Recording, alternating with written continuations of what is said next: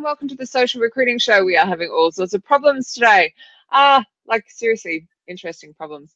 I'm Katrina, Collier, candidate engagement author and speaker, of course, joined by my gorgeous Audra and I, employer branding genius. And in the last second, who knows what was wrong with the person who's experienced the video, getting his video to work.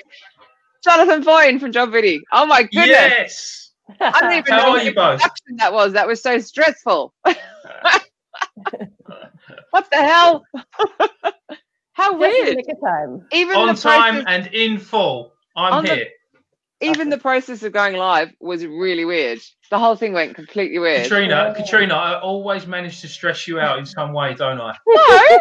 Always. It wasn't me. I wasn't stressed at all. I was sitting here having a nice chat with Audra, who has exciting news. Oh, what's your news? Who's got a new cat? No, kidding. Well, technically I do actually, but that's not the news.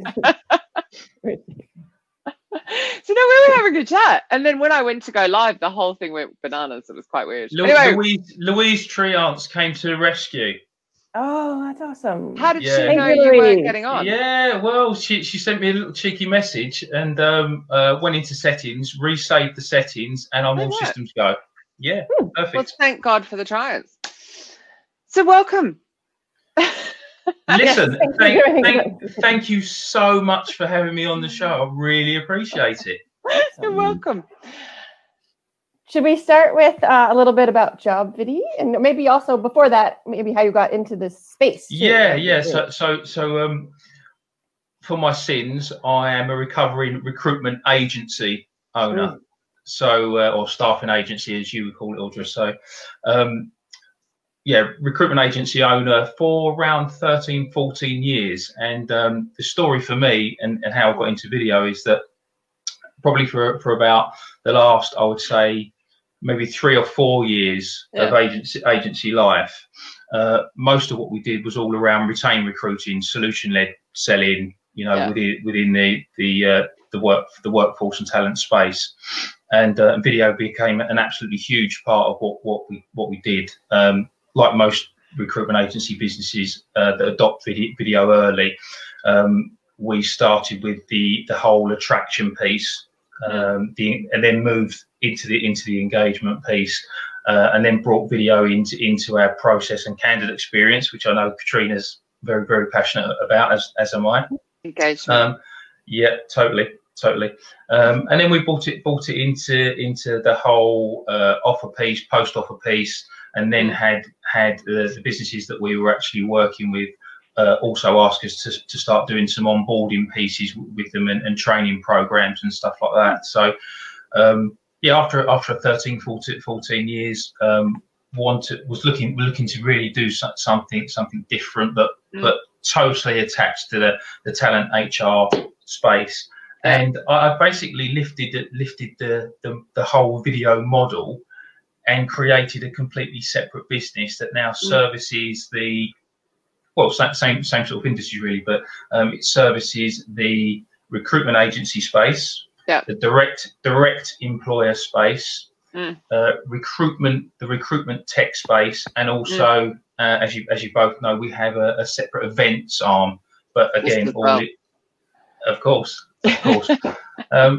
Yeah, so that's been the journey really in simple terms. So you said something there about like all agencies, we got started using video. Like what? Well, surely there's about 5% of agencies using video. Most are scared of it. I don't know what the percentage is. It might be lower, Katrina. It might be 2.5. Just seemed very optimistic what you said there, and I'm thinking no. I think as we get into the show, obviously we'll talk around sort of, you know, how staffing agencies can use video as opposed to direct employers or tech businesses or vendors or whatever the case may be. But you are right. The staffing industry, especially on the agency side, they are slow adopters. Yeah, you're right. Yeah. But I mean that's where as someone who always looks for more forward-thinking ways of doing recruiting. Video, you know, you could see that 3 or 4 years ago that it was going to be massive for our space.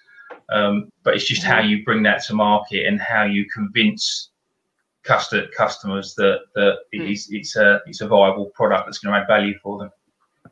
I think the most obvious place is just, if you look at social media like Facebook. I remember when it started, it was all text. Then it was mostly pictures. And now it's like 50% or probably more video and pictures. It's just changing so fast. It's great to keep up with. But and then LinkedIn catches up. Well, you know, you talk about LinkedIn. LinkedIn is catching up, Katrina.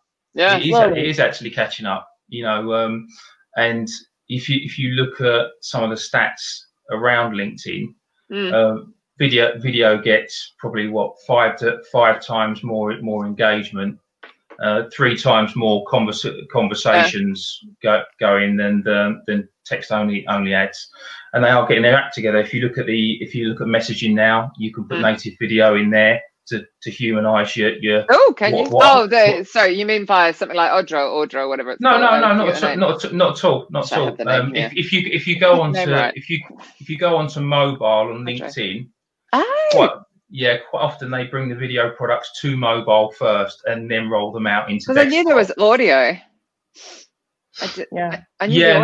No, you can now put native video in there. I will say one thing that's frustrating with is that their video ads, you can't edit them, so it's kind of silly. Like, effectively, I know we're jumping around a little bit, but effectively, a video ad on the show. Yeah. There is no logic to this show. That's why we love it so much. But effectively, you know, a video ad on LinkedIn at the moment is almost like a boosted post on a company page. Right. You know, effectively, you probably know, but you can get in there on the campaign manager, but you can also go in there as an admin and boost a post. Yep. So that's the way it works at the moment. But I'm sure there'll be more things coming down the track. Going back to LinkedIn, I can't see. I've got a video. I can do an audio call, like I can leave an audio message. I can't see anywhere to do a native video, or is it coming? No, or do you mean I have to upload one? No, you'll have to upload one. Okay. Sorry. Yeah. But still a great little tool. I mean, just to give you a little stat before we get into the main body of the show, I said to every person that connects with me, I send a native video message back, and it's just under 68% of people that I connect with re-message me back based on that video. So it's not, you know, they don't necessarily like my ugly mug, but it's something quite different, and something that opens up a conversation that's not around I want to sell you something. Which is one of my biggest bugbears whenever I connect with someone. If the first thing that they want to do is sell to me, then it's a massive turn off. But it's a real conversation piece and a warm conversation opener. And it could obviously work with clients and candidates. You know, depends on which way you're spinning and what your role is within recruitment, really. We could have a whole show on how to send LinkedIn invites to connect that isn't creepy. That isn't creepy. I had somebody wanted me to tell you my wildest dreams this week, which just cracked me up big time. I'm like, you still don't want to know my wildest dreams. Thank you very much. Delete. I think one thing, Stephen, is it really just humanizes you when you're doing that. Correct. Another good example is, like, I obviously go through a lot of demos for all sorts of vendors, and they're usually not by video and, you know, sharing a screen. And I don't feel like I know the person after. And someone recently did one by video. You know, we're talking like this, and then she shared her screen, and I remembered her. You know, like, and she felt like a person. I think that was really clever. Yeah. I think there's so much focus around automation. If you can humanize any parts of those automation pieces and bring in the human element, I'm a big fan of being human. But obviously, there's other people within recruitment that don't necessarily see some of the transactional parts of what we do that require that. But if you build in video content, it's quite easy to put a human touch on that. If that makes sense. It'd be hard not to, really. Exactly. But I think one of the biggest frustrations for me when I talk to anyone within the recruitment TA space around video and video content and what it can do, the focus always seems to be around perceived attraction pieces. when there is so much more that video can actually do in the end-to-end recruiting life cycle. Yeah. You know, you've got the whole talent pooling and talent pipelining piece before you even arrive at attraction for me. Serving up content that's not jobs, you know, pumping jobs continuously down a feed, big turn off. No, do not do it. Do not do it. So what would you send instead? That would be relevant to the audience that was actually driving content. But if it was future careers candidates that I was potentially looking to engage, it could be how to construct a CV, how to conduct yourself within an interview process. It could be any number of things, or it could be around the actual sector that you're looking to get into. You know. But you know, take them on a bit of a journey, warm them up, create them as almost brand fans of your business, and then maybe show them some jobs. You've got to show them a job occasionally, haven't you? Oh, absolutely. But it could be like a little subheading on the side when you're sending them a video, or mentioned at the end. Yeah, of course. And I did see a comment earlier in a group about somebody had submitted a CV in Comic Sans, which I just thought was so funny. It's like, God, do people even use that font? But that would be a great video, wouldn't it? About like professional fonts or how to space it out, get your achievements in. I mean, you could do so many little videos on that alone. I think as well, just, you know, without just looking at the content, you've also got to think, okay, you've now got some relevant content to the candidate communities that you're looking to feed that into, but then how are you going to do it? And you need to look at, or we certainly do, partnering with business that can intelligently deploy your content.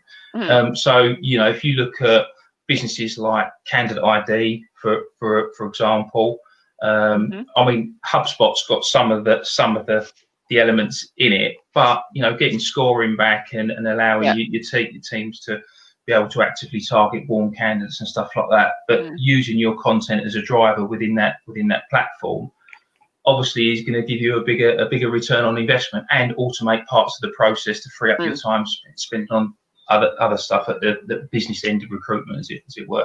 What's the one you use, Audra? Clinch, because it does Clinch exactly. Sits on top of your platform, does the same sort of thing, and then you obviously get your metrics behind it. We spoke about it before, haven't we? So it works really well. It makes complete sense. But bringing it into that area. I mean, you've got Firefish, for example, has got an inward marketing capability within the platform to deploy your content. Exactly the same process, because investing money into video is great, but you know, if you've got some great videos, you want them doing some work for you. And unlike us, videos can work for you 24/7. Good point. I've seen that mistake a lot, where this company pays a ton for some amazing employer brand video, and they just pop it on YouTube and just leave it there, and you're like, what are you doing? I mean, YouTube's another whole different ball game. But I think with YouTube, a lot of recruitment and TA folks that I speak to, they see YouTube as a graveyard for video.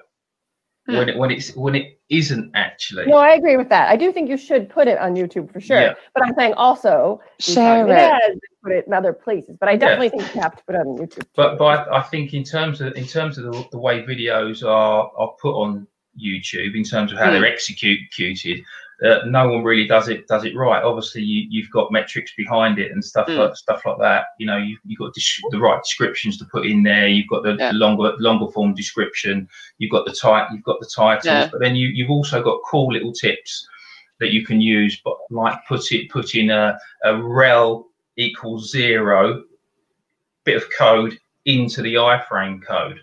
And what that will do for you, if you're embedding that video anywhere, it will show you other videos that you have done that are on your YouTube channel, rather than what it does now, which is often show all sorts of trash at the end. Yeah, yeah, which is why, because Carrie Corcoran makes a great point. Yeah, you have to host it somewhere, but actually, I would rather host my stuff on Vimeo and embed it from Vimeo into my website than ever use YouTube, because I can, because it looks so much nicer. It goes on YouTube as well, but that's because then I can control what they see next. In other words, nothing, preferably. Yeah.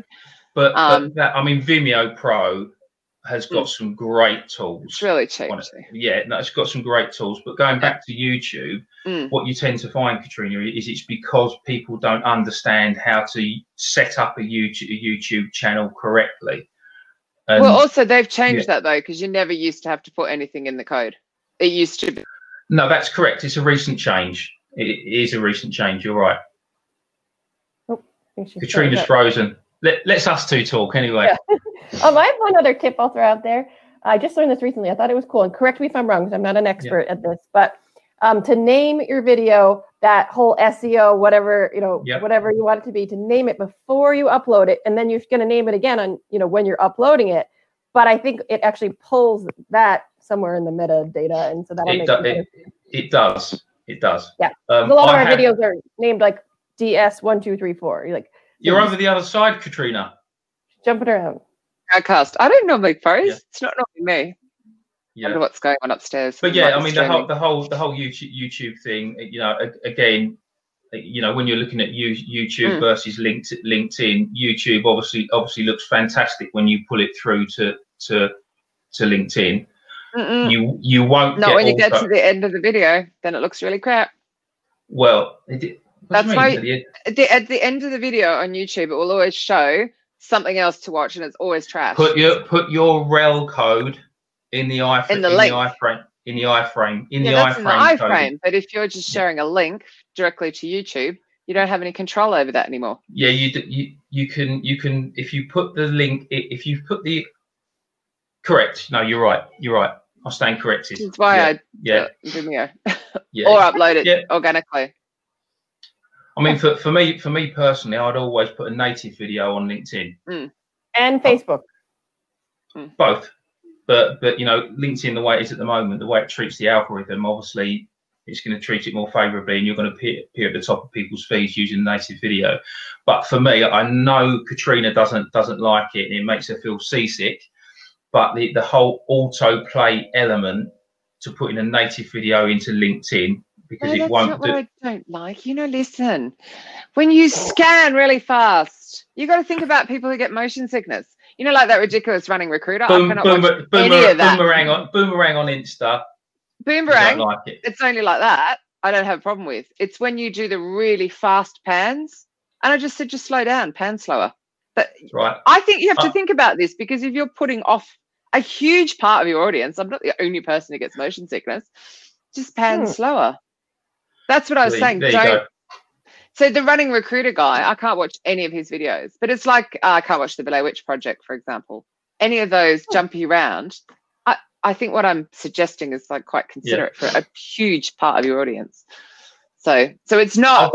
I'll definitely bear it in mind, Katrina. And slow. But you were doing a lot of multiple frames, and so there were so many videos going on, you couldn't really work out where to look. Yeah, I've got a cheeky little app called PhotoGrid, which may be handy for some of the listeners. And PhotoGrid is great because on LinkedIn, where you can't, like on Facebook and other channels, where you can't include multiple media in a post. So you can't put an image, a video on PhotoGrid, and it's free. There is a paid version, but it's free. You can combine image and video in one single graphic. That's then uploadable to LinkedIn. What's the maximum you can upload onto LinkedIn? The maximum. Yeah, is it like 5 minutes or?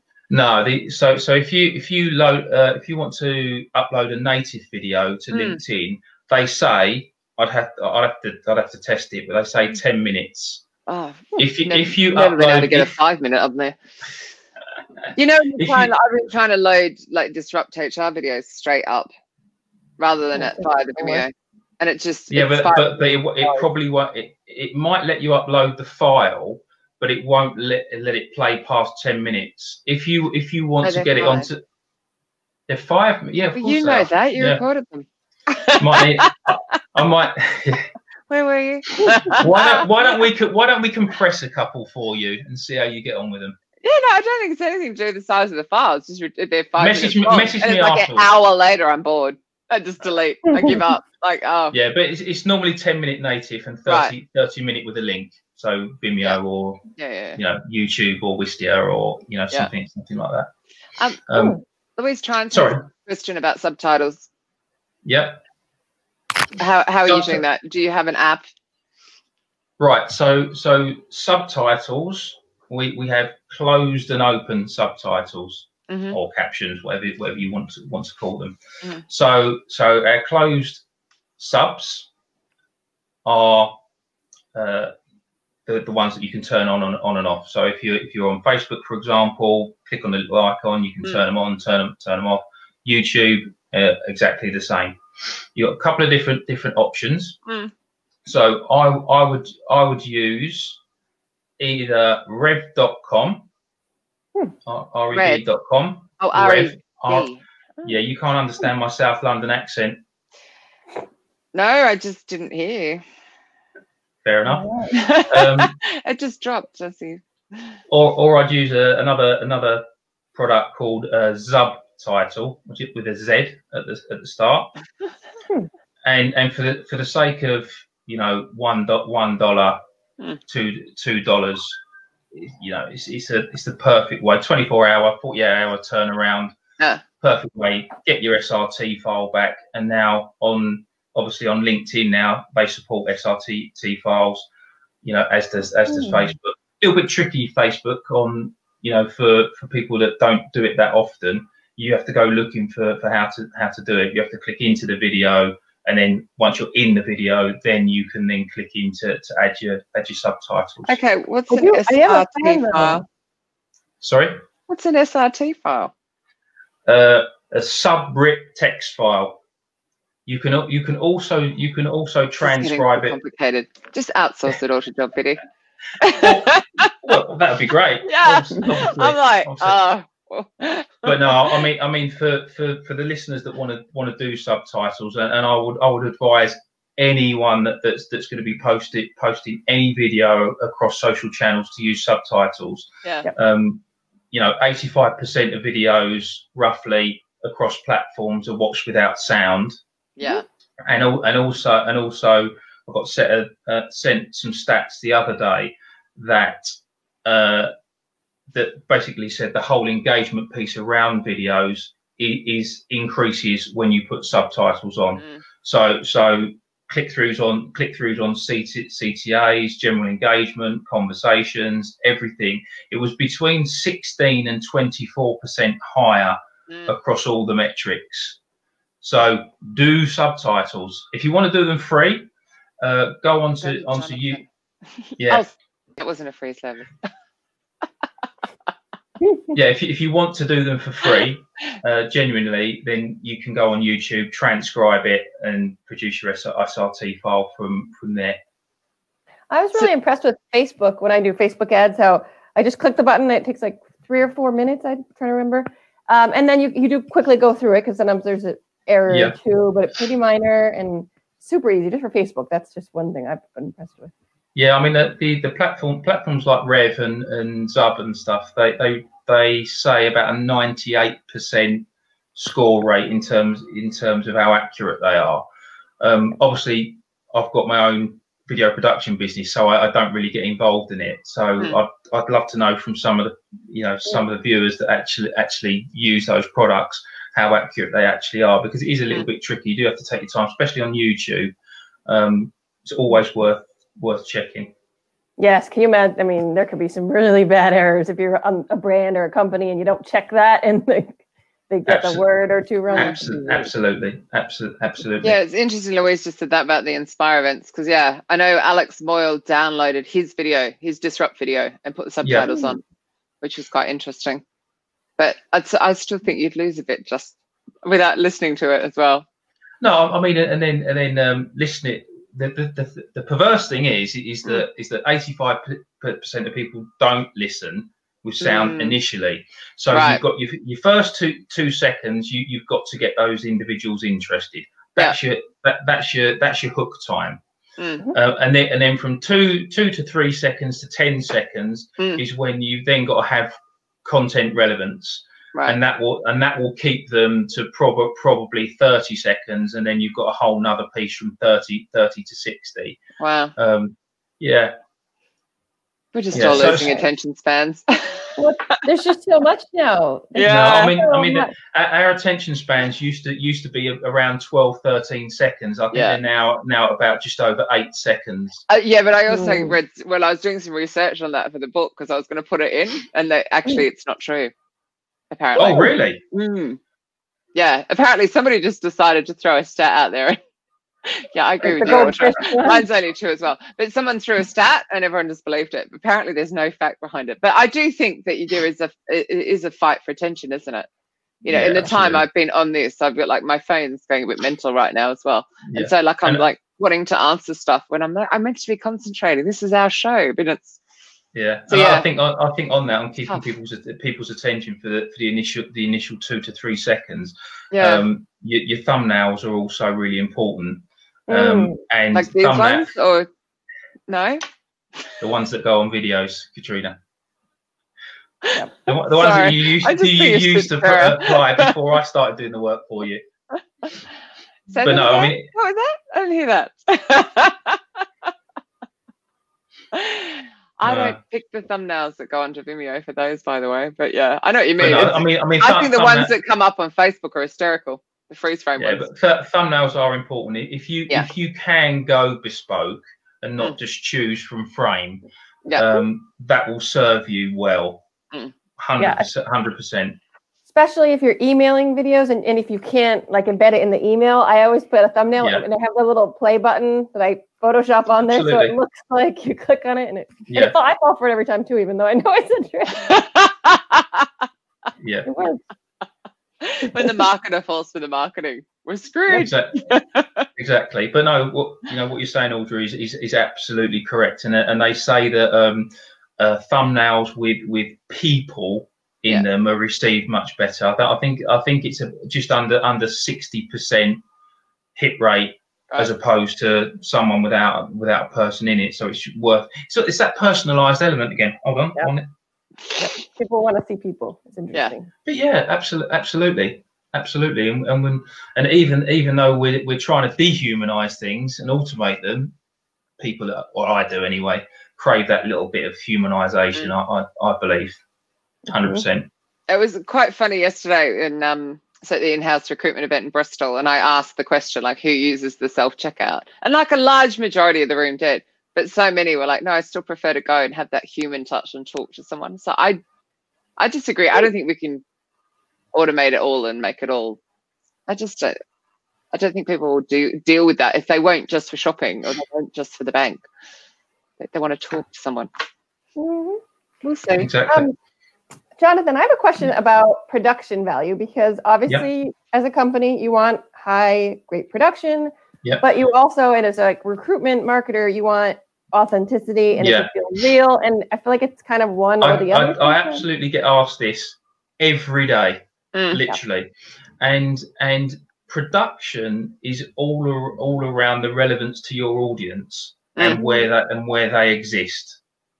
So having a balance between some really cool high production video content, some stuff in between that you've shot and perhaps a professional has edited, and then some stuff that you've completely done yourself, either on the fly or whatever the case may be, that's going into stories or Instagram or Snapchat or whatever.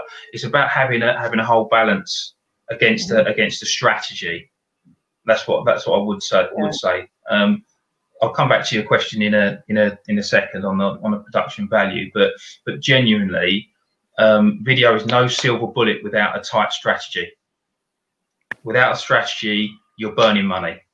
As simple as that. I know you've had previous guests that have touched on it, but genuinely, we spend a lot of our time with clients, regardless of what size or shape they are, or what particular niche they're in, is that we always start with the strategy element. Why do you actually want to do video? Who are you targeting? Where do they exist? And what outcomes are you looking to drive from it? It's super important that you get that clear first, and then you can look outside of that into well, what's our budget for doing that? Yep. Yeah. Can I share one mistake I made that's totally relevant to this? So we produced some amazing job description videos. We did them in-house. I was really proud of them. I had already checked with our ATS at the time that we could put them on our job descriptions and that they were going to look really nice. Yeah. Thought I was all set. We put them on the job descriptions. They looked beautiful. And then I said, okay, now how do I see how many times people are watching these? And they said, we can't measure that. And I was like, oh no, just blown all ROI completely because I didn't check that. Yeah. But why couldn't you? What was their excuse for that? It's a dusty old ATS. I mean, you can't do much of those things. I mean, that in itself, the measurement, and we will come back to production value because that was the question. But the whole measurement of video, people that I speak to struggle with how to measure whether they're getting actual value out of it. So there's different ways to actually look at that. So you can look simply at views, which I'm not a personal fan of. But you can also look at comments, but the type of comments. So not you like have the spam bot comments. Not the spam bot comments, not the trolling comments, but being completely serious. What is going on in those comments? And then you can start working out what your video is doing, whether it's informing, offending. There's a fun element to it, whether people are happy watching it, they'll get totally against it, or it just doesn't work at all and there's no comments. And the other thing to look at in simple terms is conversations. So if your video in your stream or feed beneath it is stimulating conversational interactions, that's normally a positive that your video is doing a great job. You've then got other things to look at. I'm sure, Audra, you'll be doing this anyway, but you've got things to look at like bounce rates. And for people that don't really understand what that is, if you're sending whoever, candidates, clients, whatever that is, to a specific page on a website, a microsite, a landing page, it's the amount of time that person or that audience member will actually spend on that page. And if you put a video on there, as long as you've taken a metric from it before the video's gone on, you can see what's happening in terms of, are people arriving, staying, or are they going? You can look at things like that on Google and stuff like that. But you can also bring products like Wistia into the mix, because they'll obviously have heat maps. Or you can bring products like Lucky Orange in that will actually give you a heat map of the whole page. If that makes sense, so you can see how people are behaving around your videos. And then you then got other products like Playable or Sprout, where you can actually put code behind the links on land. You need triggers to do it, and you need an email list because it's email related. But if you use products like those, you can also see how long your viewers have watched the video, what parts of the videos they've watched, whether they're the percentage of completions, and it will certainly with Sprout, it will give you engagement scores, and you'll be able to rate people. So if it's a case where it's a candidate specific landing page and it's a candidate specific video, your recruiters that can then go into let's say Sprout, and they can visualize how engaged each candidate is, and then they can obviously make subsequent outbound sourcing calls, or secondary calls, depending on what phase of the recruitment process that landing page is representative of. Does that make sense? Yeah. Yep. So there are what sorry, Audra, I interrupted you. So we do all that with Clinch, and we can also see if they watch the video, if they go on to apply, if they make it to the hiring manager, they pass through the phone screen, and then obviously hires. But I like that if they make it to the hiring manager, because I can call that quality. Absolutely, and that's the third piece. Do you mean the hiring manager in the video, or do you mean? No. If that person makes it through the phone screen with a recruiter, and the recruiter determines that they should make it to the hiring manager, so I call that quality. Yeah. And that's a key part of it. If you can embed video in your inside your tech stack, and you can get measurement from it and how that relates to your recruitment process, then that's the icing on the cake. But for a lot of recruiters, then they don't have as advanced processes as you do, Audra, to be fair, in the main. And some yeah. Well, Audra be sport on Monday though. Oh yes, I will. That was all part of the negotiation. You will give me this ATS or not coming. So we've gone like quite a long way down the technical thing, and I kind of we've got to go back to video production, and we've got to go parts of the recruitment process. This will go with that. But what do we share? Because honestly, we're going all the way down here, and it's like most people are like, I don't even know what to share on video. I watched this gorgeous guy yesterday at the conference do his very first video blog thing, and he was so nervous. So can we talk a little bit about that before you get to the production, whether it should be good quality or not? Yep. So if you look at most of the data and the articles that are out there, looking at it from a candidate's perspective, they want to hear from their peers first. Then they want to hear from their respective or potential line manager. And then they want to hear from the wider business as a third. No recruiter. We'll come on to recruiters. So what do the agents do then? Let's do one at a time. We'll no, come back to the this is way more fun. It's winding you up. You're wanting to progress this way, and I'm wanting to make you go in a big loop. I am. I've got a step one, a step two, a step three, a step four, a step five. And I'm like at 7 that I didn't even have, and then I'm back to 1. All right, let's look at. I did this on purpose. Let's look at staffing recruiters. Or staffing agency recruiters. What do they do? Because that's come up in previous shows. I know. Also, if you're going like they want to hear from their peers and then their potential boss and blah blah blah, they can't do that. So if you are a staffing agency recruiter or a recruitment agency recruiter, there are many ways that you can use content and generate content for free. So the first part is the clients that you are working for. What video collateral do they have? Yeah, but I can't share that because then I'd be giving away who I'm recruiting for, and I'd much rather not tell them. Right. So depending on whether you're working on a retained, exclusive, or you're on a multi-agency. Yuck.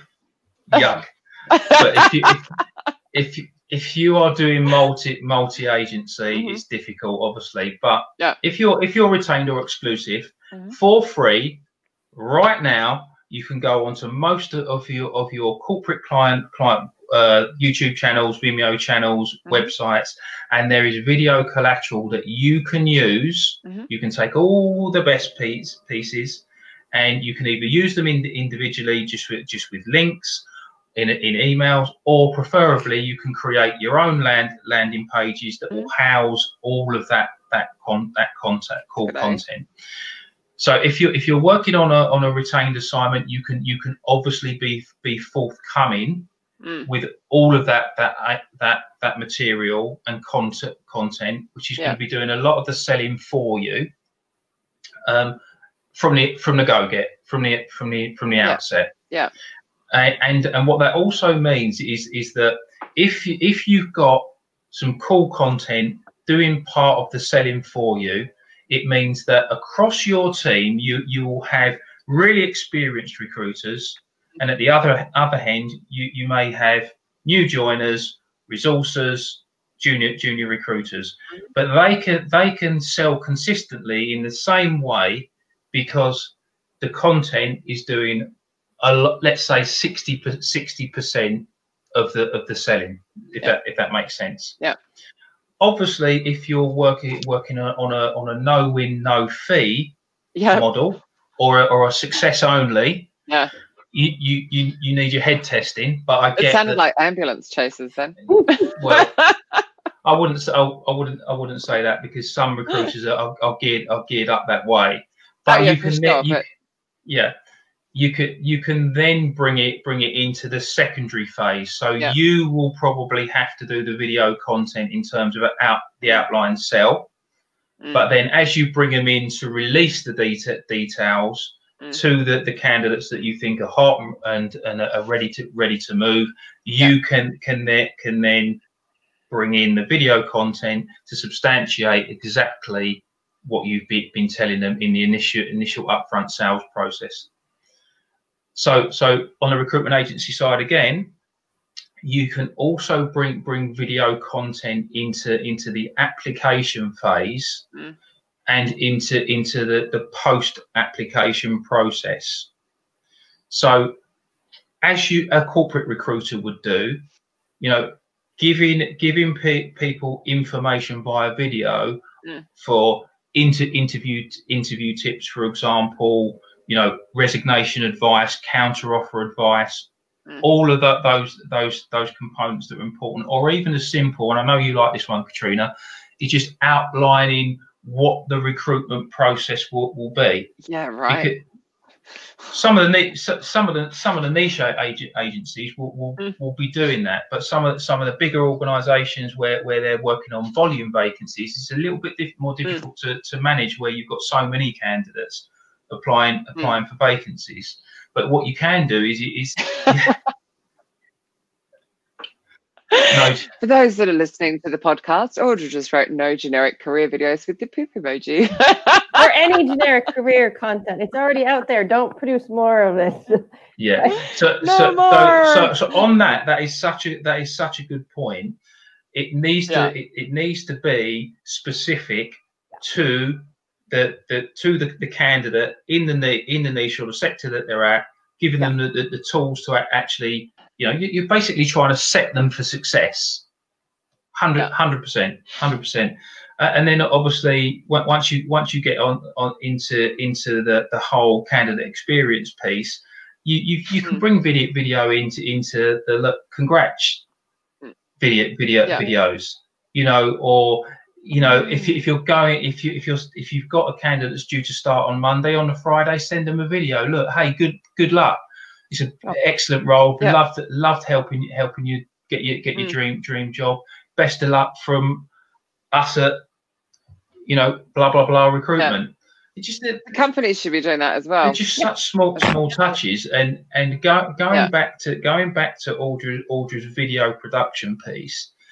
Gosh, she hasn't forgotten that question, has he, Audra? No, but what we need more guests like this, that we actually come back to the topic, where you and I keep taking them off. What I'm saying is that if you engage with a video production business, and if you've got a big budget, fantastic. Call me. My number. I'll put my number in the feed. And that's great. Sorry, let me write it here. What is it, Jonathan? But even if you haven't, it's the evergreen content that you can get your return on investment on.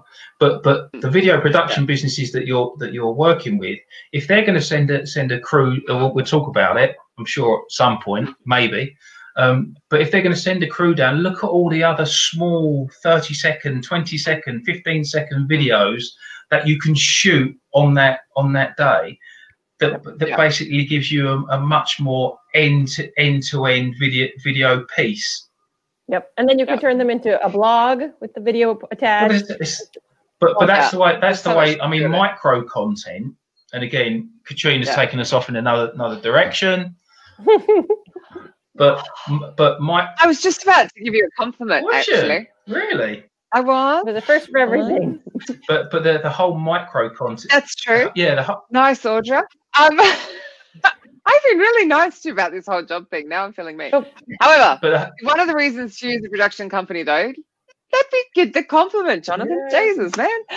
Just as well with mates, isn't it? So some of you know about the fact that I went and did the videos for ClickIQ, and I had a burst capillary in my eye turn up spectacularly the day before, wasn't it? I look ridiculous. I look like I've been punched.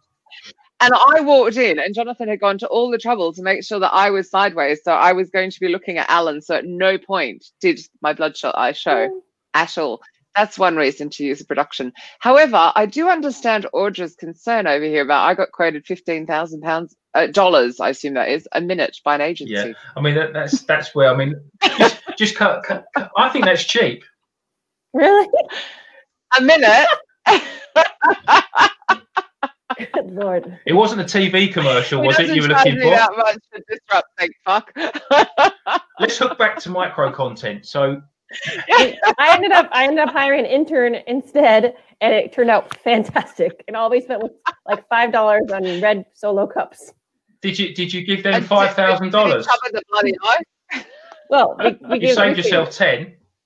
Yeah. Well, I got videos all summer, content for years. So let's go back to micro content. Can we have a micro content? So can we talk about that? When I talk to a lot of recruitment marketeers, it's video, believe it or not, is still not up here in terms of the first thing that they will be suggesting to their customers. It will probably be 3/4 of the way down the list, but it should actually be reversed, because if you shoot your video, you can transcribe that, blog. Yeah. You can spit out the audio, podcast. Yeah. That's what we do with this. You know, exactly. Straight away. And then you can also cut a longer video up into smaller video pieces. Yeah. It's an absolute no-brainer. Also do that with this. Is the way I would naturally look at it. So do video first, and you'll get the other pieces for free. I have one question. If your clients come to you, I imagine they already get the value of video. They're excited. They're into it. No. Well, that's my question. Is how do you go to your director or whoever that says and actually that answers Carrie's question quite well as well, which is what's the best way to get hiring managers to buy into it. So the biggest issues that we have around clients or customers not doing video is perceived budget. Well, $15K a minute. $15,000 a minute. Perceived budget.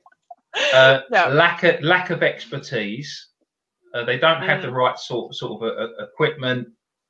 But quite often it's because they don't know how to build a case study for video and communicate that upwards. And then the other point is, and it links in with that point, is that the video budget floats around.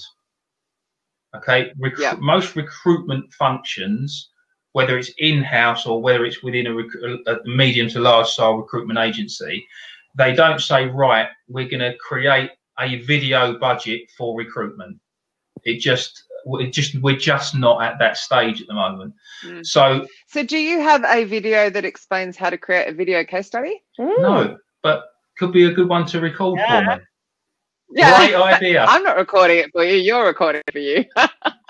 But no, genuinely, the budget normally sits with marketing, advertising, HR, and the TA function. It's spread across all of those, and you normally have to get those individual stakeholders involved in the whole process of talking around what this recruitment video strategy is going to look like. And I know you two have both spoken about it before. This is where you move from what videos are great for recruitment to ending up with this employer branding video that ticks boxes for marketing, advertising, because the budget unfortunately comes from several different functions normally.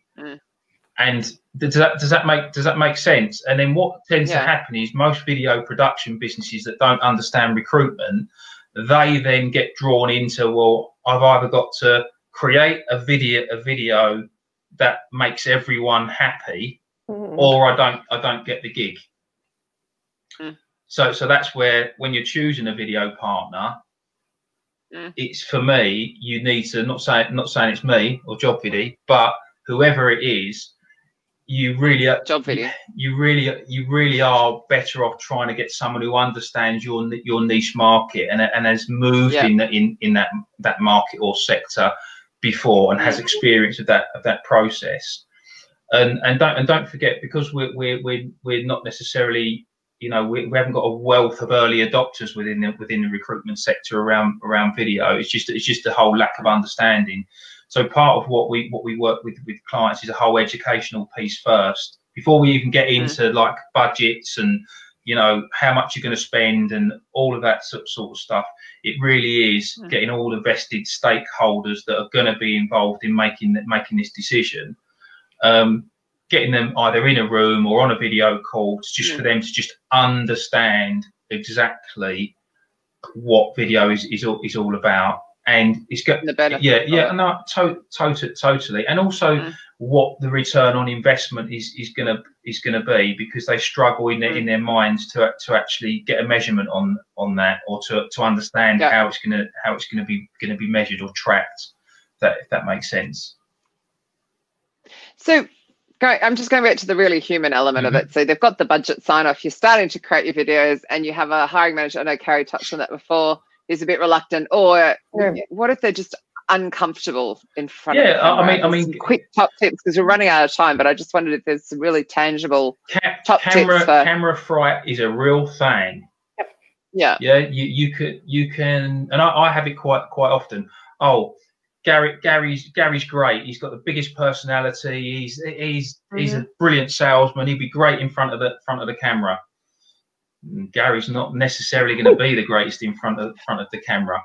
But genuinely, it is all about taking a deep breath and just getting used to the whole thing around delivering to camera. And there's lots of things that you can do to make it easier. Shorter videos make it a lot easier. Trying to deliver, you know, long paragraphs of a script when you're not an actor. No script. No one likes to listen to this. It is boring. No, I don't like scripts at all. And the things that also help are an understanding of what the cycle is when you're recording a video. So just because you don't, like Katrina, nails it either first or second time, normally first time, bang, it's done. Don't forget the hands. The hands, but genuinely, the rule of thumb normally is that it takes around five times, you know, in terms of delivering a single piece to camera before you even relax. And then from 5 to 10, that's when you start getting some decent content. It's normally about take 8, 9, 10 where you actually and that is completely normal. Normal. And I think with what you just said though, but I mean both Audra and I, because we've done this show every Friday for however long, we're at 128th show. There's probably a few gaps in there, so probably like 125 genuinely. But you know, we've had a lot of experience of sitting and chit-chatting with people in front of a camera. So it wasn't, you know, and again, I've had use of it. I wasn't like that originally. But that is, you know, like when we is, sat down and chatted to Alan, I was perfectly comfortable because I've done it so often. But that genuinely is another great tactic to use. If you can have the cameras rolling initially before you get used, not everyone can deliver straight down the lens. There's an art to that. But if you can have a conversation with someone at the side and then have a conversation for 30 minutes, I guarantee you will have 3 minutes of really top drawer content there. Yeah. But it's just about doing it. Just do it. Yeah. One good tip I found is we often will prep them with some kind of questions, ideas, and we'll go off, you know, as needed. But it's really easy for them to answer really generically, even if they were prepped with these questions. Yeah, so avoid that. Stories. Yeah. You say that the people are great. How are they great? Yeah. Tell us about one person that's great. And so it's hard to get the stories, but if you keep reading. Not non-generic is definitely the better content. If you can give specific examples, you know, numbers, percentages, case studies, anything like that, that is fantastic. Some of the big businesses, they have a lot more constraints around which is a shame, really, around what their people can and can't say. However, I would always say, don't worry about that, because that can all be taken care of in the edit. Yeah. That can be managed. And I think the other thing for businesses considering whether they want to do video to bear in mind is that if you are going to either do it yourself or you're going to invest in engage in a video production business, you ultimately have the editing rights. You have the final say. You know, you'd hope that would all be sorted out in the initial strategy phase on what that looks like. You know, the general. You know, I mean, you know yourself as a speaker, Katrina. Like, people worry so much about what they say. 7% of a video is what you say. 55% is body language, and 38%. Does that add up? I think that adds up. 38% is general tone. So whether you've got energy, enthusiasm, you're passionate. So it's only 7%. You know, so people fixate on that, and it's not a huge part. So the swear words don't matter. That's lucky. No, but I mean, get in a blue. Can you believe we've only got 3 minutes left, and which is just extraordinary show ever. I have to be honest. I know, it's gosh. I can't 100% confirm that we have a guest next week or not, because he's gone AWOL and he's blown us off twice. So I don't know if he's coming. Hopefully he is. Hopefully we've finally got the timing right. I literally I literally didn't get through anything on my agenda, but I hope it was a decent. What agenda? We don't do agendas. A decent conversation anyway, and there's some takeaways. All right, Stephen, if you're happy to jump in, if next week's guest doesn't make it, I won't be here. I'm having a day off. But Audra and Glenn, I think Glenn's somewhere here as well. Glenn's coming for me. Audra will be here. So if Michael doesn't work out, we'll have Stephen. Have you back, I feel like, for a second show, because there's so much more I think I agree that we could have covered. Well, obviously Stephen's now in the video biz, isn't he? Right, I forgot. He's going to talk all about scripts. I saw the product the other day. Very, very good product. It's a very cool product, but I don't like the little roll thing, because everyone goes like that when they read it. But anyway, Stephen he might not be in control of that, Katrina. So good point, though. Yeah, perfect video part 2. We might have to have you back so you can both argue in the corner. Well, that could be good, couldn't it? How did these 58 minutes go so fast? Wow. Right. Is it JOBVIDDY.com, or what's the website? JOBVIDDY.com. JOBVIDDY.com. Yep. Teleprompter, that's the word. Stephen's going to argue the case next week for that, assuming that we don't have our actual teleprompter. Yeah, he's got an inbuilt one, obviously, Katrina, hasn't he? But there's other ones out like Big View and stuff like that people can use. We're out of time. Thank you so much. Brilliant combo, ladies. Yep. Yeah, sorry that we went 1, 10, 2, 4, 9. It's Katrina. That's what's going to happen. Thanks so much for having me. Thank you so much. Have a fabulous weekend, people, and we shall see you next week. Well, not me. You'll see everyone else next week. Bye, guys. Happy Friday. Bye.